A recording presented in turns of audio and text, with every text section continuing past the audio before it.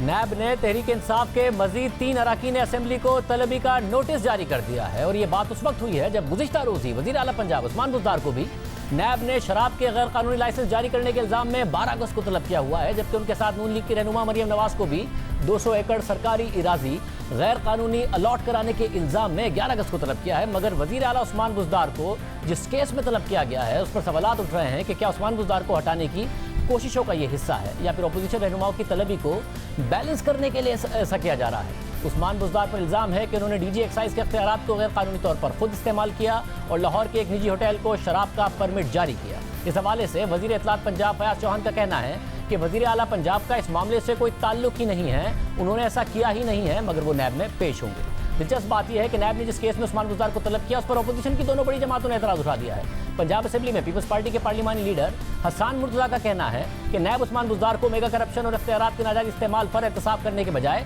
شراب فروش ثابت کرنا چاہتا ہے۔ انہوں نے حیرت کا اظہار کیا کہ عثمان بزدار کو شوگر ملز کو سبسڈی دینے اور گندم غائب ہونے پر احتساب کرنے کے بجائے نیب انہیں ایک غیر سنجیدہ مقدمے میں طلب کر رہا ہے۔ اہم بات ہے کہ پیپلز پارٹی پہلے وزیر اعلیٰ سندھ کی طلبی پر اعتراض اٹھا رہی تھی، اب عثمان بزدار کی طلبی پر اعتراض اٹھا رہی ہے کہ شوگر اور گندم کے کیس کی بجائے شراب کے لائسنس کے غیر سنجیدہ کیس پر کیوں طلب کیا، جبکہ نون لیگ کہہ رہی ہے کہ شراب کے لائسنس دینے کے الزام پر عثمان بزدار کی طلبی حکمت عملی کا حصہ ہے۔ رانا ثناء اللہ صاحب نے کل کیپٹل ٹاک میں کہا کہ ایک اسٹریٹجی ہے، کیونکہ مریم نواز کو بلانا تھا تو بیلنس کرنے کے لیے عثمان بزدار کو ایک ایسے کیس میں بلایا گیا ہے۔ حامد میر صاحب ہمارے ساتھ موجود ہیں۔ حامد میر صاحب بہت شکریہ۔ حامد میر صاحب آپ خود لاہور میں ہیں، یہ کیا ہو رہا ہے؟ کیا جینوئنلی عثمان بزدار صاحب خطرے میں ہیں یا نیب کی کارروائیاں جینوئن ہیں یا اپوزیشن کا اعتراض درست ہے؟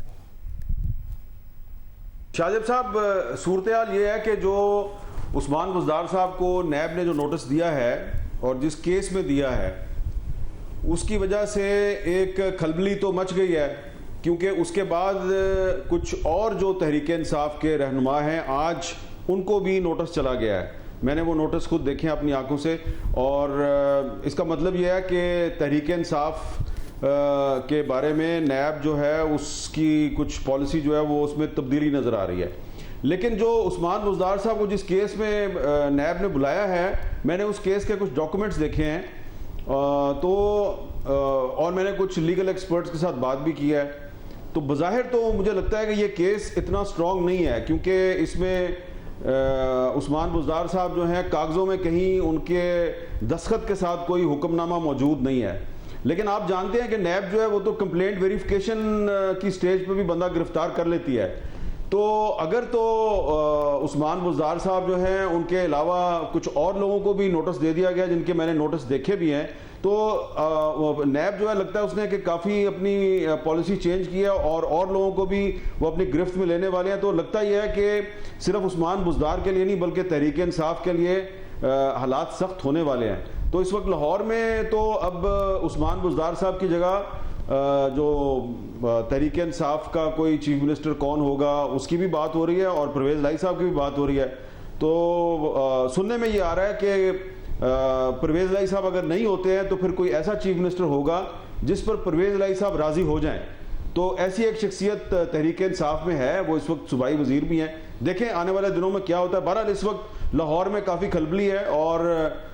ہم سن رہے ہیں کہ نیب آنے والے دنوں میں کچھ مزید تحریک انصاف کی شخصیات کو بھی بلانے والی ہے۔ یعنی وزیر اعظم کے بار بار اعتماد کے اظہار کے باوجود بھی عثمان بزدار ابھی خطرے میں ہیں۔ دیکھیں آپ وزیر اعظم عمران خان صاحب کی اگر پچھلے 2 سال کی جو ان کی پالیسی ہے اور ان کے جو بیانات ہیں وہ دیکھیں